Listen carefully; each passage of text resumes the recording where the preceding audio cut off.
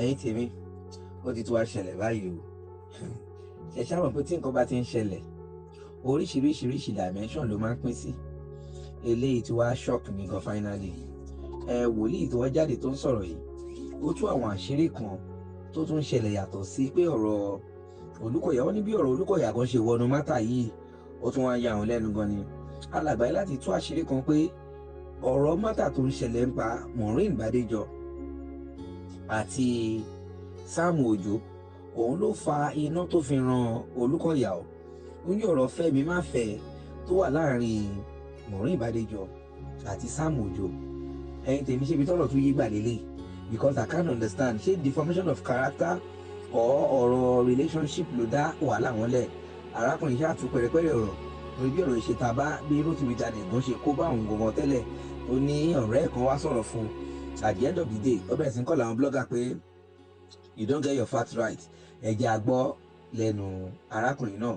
Ọ̀rọ̀ yìí ibi tó wá ń yí lọ èmi ò mọ̀. Ẹ jẹ́ àgbọ̀ bó ṣe lọ. This is CrossBlogX TV. Don't forget to subscribe, like and share. Àti ní bó ṣe ń lọ òun náà máa fún yín ní cool update lórí ọ̀rọ̀ mátà yìí. Ẹ káalẹ́, ẹ káàárọ̀ torí a ti bọ́ sáàárọ̀ àbí ẹ káalẹ́, ẹ káàárọ̀ àbí níbi gbogbo tẹ́ ẹ bá wà. A ní vigil tó ń lọ lọ́sọ̀ but mo láti sọ ọ̀rọ̀ yìí because mo wà nínú prayer látàárọ̀. So mo ye true mo ní let me just say this. Ṣẹ́rí Maureen Bàdéjọ, Sister Maureen Bàdéjọ, ṣẹ́rí ohun tí ò yé ọ̀pọ̀lọpọ̀ yín ó pọ̀ gan. Ohun tí ò yé ọ̀pọ̀lọpọ̀ yín ó pọ̀ gan. Prophet Sam Òjó, bàbá náà jẹ́ sí wa, ọ̀gá náà jẹ́ sáwà yìí. Bọ̀ ṣé kí n bá yín sòótọ́ ọ̀rọ̀ nípa Maureen Bàdéjọ, ohun tí ò yé ọ̀pọ̀lọpọ̀ èèyàn ó pọ̀ gan. Nǹkan kan wà tí mo fẹ́ sọ, ìdí tí mo dẹ̀ fi lórí ọ̀fẹ́ àti sọ̀rọ̀ torí pé Rótìmí Awíkókó ti gbé mi rí. Kí ni Rótìmí Awíkókó fi gbé mi? Torí pé mo dá sọ̀rọ̀ Olúalọ. Ohun tí mo dẹ̀ sọ dá sọ̀rọ̀ bàbá Olúalọ ni pé báwo ló ṣe máa lọ ọjà lọ ra fóònù? Báwo ló ṣe máa wà nínú yàrá ẹ̀? Wàá wá sẹ́ǹtì ring light, wàá máa sọ fẹ́mi pé kí n mú ìyàwó mi jáde. Ohun tí mò ń bi wọ́n lọ́jọ́ yẹn náà ni pé who are you? Ta ni ẹ gangan?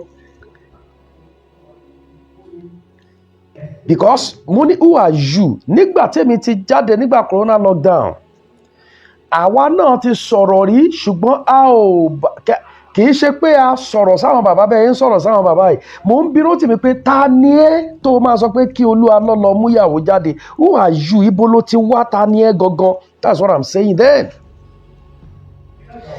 Nǹkan tó wá dùn mí ni pé ọ̀gbẹ́ni kan wá jáde tó jẹ́ ọ̀rẹ́ mi láti Ṣàgámù, ó wá lọ sọ́dọ̀ Awíkókó. Mo mọ̀ pé òun ló máa sọ pé mo mọ̀ dáadáa. Ṣé ní gbogbo ohun tó wá sọ kò wá nítumọ̀ rárá.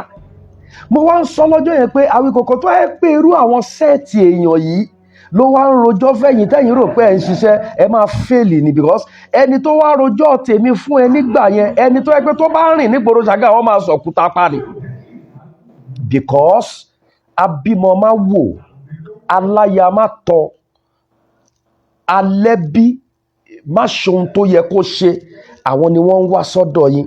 Ká wá padà sórí Sister Maureen Bàdéjọ.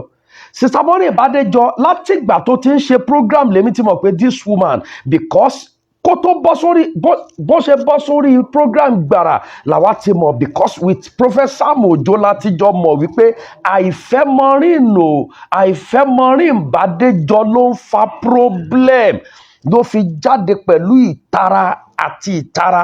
Wọ́n jọ wà ní mo fẹ́ o ò fẹ́ mi mọ́ ló fa wàhálà.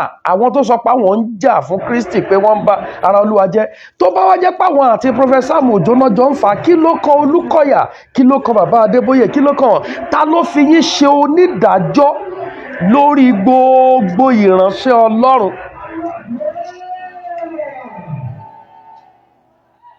Ta ló fi ń ṣe onídàájọ́? Ta ló fi ń ṣe adájọ́? Ta ló fi Rótìmí Daniel ṣe onídàájọ́? Ta ló fi ṣe adájọ́? Àwọn wo gangan ni tíìmù fàájà? Maureen náà ti mú sìn ó ń lọ jẹ́jọ́. Àwọn tó kù mo dẹ̀ mọ̀ wípé ó ṣáà máa jọ́jọ́ kan tẹ́ ẹ máa wá sílẹ̀ bàbá yín. Bíbélì wípé agbára wà nínú ìdákẹ́jẹ́. agbára wà nínú kíni nínú ìdákẹ́jẹ́. Maureen náà ti mú yẹn. Mo dẹ̀ bìlífù pé ó máa káwọn tó kù lọ́gbọ́n àti àwọn arábìnrin tó sì ń rojọ́ kiri àti ẹ̀yin tẹ́ ẹ ṣáà ń gbé kọ́ńtẹ́ǹtì tẹ́ ẹ ń gbé ti Rotimi Daniel tẹ́ ẹ ń gbé ti Maureen tẹ́ ẹ ṣe gbogbo ẹ̀ bóyá ẹ fi ń grow page yìí ni ẹ mọ̀ pé bànújẹ́ lẹ̀ ń kójọ. Ẹ máa rojọ́ mẹ́ni ẹlẹ́ni lẹ́sẹ̀. Èyí Rotimi wàá máa pé Olúkọ̀yà kìíní kan aṣèrè igbá kan aṣèrè àwọn tó fẹ́ bara Kristi jẹ́ aláṣèrè. Máa wò pé ṣé àníyí dẹ̀ lọ sí school ṣá? Do you have sense at all? Maureen náà yẹ pé gidigidi gbà mí ìwà mọ́bí tẹ́ ẹ ti ń ṣa àwọn èèyàn yín yẹn jọ wọ́n á kàn déédéé wá eléyà ní ṣe ló bá mi sùn eléyà ní ó lábẹ́ mi eléyà ní a ṣe gbá eléyà ní ó ṣe ẹ̀ẹ́kàn wá wọ́n á kàn máa dánlóòdù àwọn ọ̀rọ̀ wèrè fún yín àwọn ọ̀rọ̀ ẹ̀ẹ́dẹ̀ mọ̀dí ọ̀rọ̀ á kàn wá ìyẹn ló fà á tí ọ̀rẹ́ mi yẹn náà fi wá bá Rotimi Daniel nígbà yẹn tó wí ọ̀wọ́n ọ̀rọ̀ tí ò ní túmọ̀ dẹ̀ gbé síbẹ̀ torí pé mo sọ wípé o ò ní ráìtì láti ra fóònù sẹ́ẹ̀tì ring light ta ní ẹ ṣọlọ́pàá ní ẹ ṣe sójà ní ẹ ṣadájọ́ ní ẹ ṣe lọ́ọ̀yà ní ẹ dẹ́ni ìfia tó o bá ti jẹ́ kan nínú wọn then who are you? Please identify yourself. You cannot tell anybody pé kó lọ mú ìyàwó ẹ̀ wá. Who are you to tell me to go and bring my wife? N táwa sọ ń gbà yẹn nìyẹn tó di pé wọ́n gbé fọ́tò àwa méjèèjì ẹni yìí sọ pé bójú òun ni ẹ wo ṣọ́pọlọ wà ń bẹ̀ yẹn ó ní bójú òun ni òun ò ní sọ̀rọ̀ ó wá torí ẹ̀ gbé fọ́tò mi pé àfi kí n sọ then wọ́n dẹ̀ sọ glory be to the Lord àwárí wọ́n lọ Ṣàgámù in fact wọ́n gbá rìsáàṣì délé wa ní Ṣàgámù dádúgbò wa dé everywhere wọ́n gbá rìsáàṣì. I thank God today Maureen ni wọ́n ti mú yìí ẹ̀yin tó kù náà kó máa kọ́ yín lẹ́kọ̀ọ́ ẹ sà ọjọ́ tí ọmọdé bá búròkò kọ́ nìrókò máa wó pa ẹ bá sá lọ níwájú báyìí ẹ máa rò lọ. Mo wá ń béèrè question kan lọ́wọ́ yín tí mo fẹ́ kí gbogbo yín ti dáhùn. Mo béèrè lọ́wọ́ Rotimi Daniel nígbà mo ní ẹ má bínú gbogbo àwọn tẹ́ ẹ ti sọ pé ẹ̀ ń gbámú yìí mélòó lẹ mú nínú wọn èwo lẹ mú èwo lẹ lè sọ pé ẹ ṣàṣeyọrí nothing ariwo lásán ni àti ìjókòó ẹ wá rí àwọn kan kò níṣẹ́ kò lábọ̀ kò ní rònú kò ní làákàyè èyí tó kàwé nínú wọn ìyẹn ti kàwé gọ̀ èyí tó jẹ́ professor ìyẹn ti kàwé gọ̀ èyí tó jẹ́ ọkàn á máa sọ òyìnbó ìranu àti àwọn experience wọn nínú church tó yẹ pé àwọn gangan ní àgbákò inú ìjọ yẹn eléyìí ni wọ́n ṣe báyìí fáwọn láti jí òkan ṣe báyìí fún ọkọ òun. Does that mean you should become a nuisance? ìgbà kan lọ́kọ ẹ ti jẹ́ pastor ní Redeem ìgbà kan lọ́kọ ẹ ti jẹ́ pastor ní MFM tó bá ti wá kó ń bẹ ẹ bí wọ́n léèrè pé ìgbésí ayé ṣé ẹ̀sà nígbà tẹ́ ẹ rí gbogbo àwọn eléyìí tó ń sọ pé sọ́ọ̀yì kan èèyàn kan yọ lọ́ọ̀kan àwọn márùn-ún bọ̀ èèyàn kan ń pẹ ní márùn-ún ní wèrè ó ní ẹjọ́ sà ó ń béèrè lọ́wọ́ èèyàn pé ẹ bá mi ráwọn wèrè márùn-ún tó kọjá ṣẹ́rí pẹ́ni tó ń béèrè lọ́wọ́ ẹ̀ máa wò pé èèyàn márùn-ún kọjá ń pè wọ́n wèrè ìwọ gan ní wèrè. Sister Maureen Badejo, you become a terror. Torí ohun tí ò nítumọ̀ ó wá di terror ó wá bẹ̀rẹ̀ sí ní máa báwọn ìránṣẹ́ Ọlọ́run torí pé ó fẹ́ ènìyàn kò fẹ́ ẹ mọ́ ó believe pé ó ń play ẹ.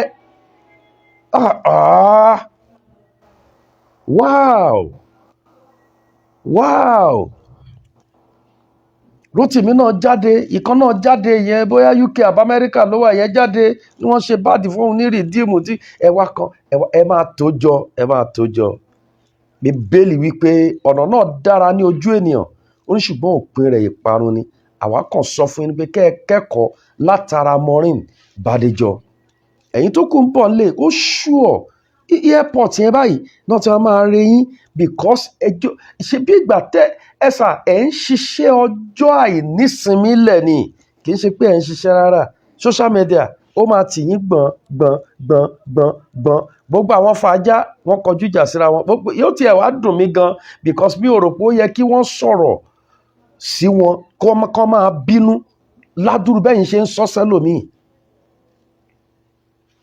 Kó lọ face I think for the past 5 years I think 5 years or 6 years tí Maureen Badejo tó ti ń ṣe, mo rò pé wọ́n máa rí evidence nsìn láti kólẹ̀ ní court, because ó ti rí evidence Olúkọ̀yà àti evidence Apostle Suleiman, evidence bàbá Adébóyè náà wà ń bẹ̀, so at least tó bá tiẹ̀ máa kó gbogbo yẹn lẹ̀ ó ṣeé ṣe kán ní kán sanwó fún ẹ bóyá o right. So wọn pé kó tó parí kéèsì eléyìí kó tó parí kéèsì eléyìí kó tó parí kéèsì eléyìí kó tó parí kéèsì eléyìí àwọn òpònú kan wá sọ pé ibo náà ti rí wọn, ṣé Jésù ṣe bẹ́ẹ̀, ṣé Jésù arrest èèyàn kìíní kan, ẹ máa gọ̀ ọ́, ẹ gọ̀gàn. tẹ́ ẹ bá lè rí àmì ṣe gbogbo ogun tó lóhùn ní gbọ́ tó lóhùn ní gbà lórí ayé yín, iná agbára Ọlọ́run máa jó dànù.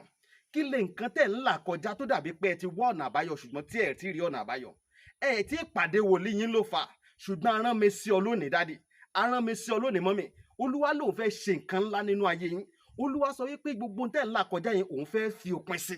kí nìkan tẹ̀ ń là kọjá lórí ìgbéyàwó ni, lórí ọmọ ni, lórí iṣẹ́ ni, níbi gbogbo ni, bóyá ogun kan ló dàbí pé ogun yẹn le, ẹ ti gbìyànjú kò tí ì sí ọ̀nà àbáyọ, ẹ jẹ́ àjọ gbàdúrà, ẹ jẹ́ àjọ wá ojú Olúwa, kí làṣírí ogun yẹn gangan, ẹ jẹ́ àjọ wádìí lọ́wọ́ Ọlọ́run ká dẹ̀ mọ ọ̀nà àbáyọ.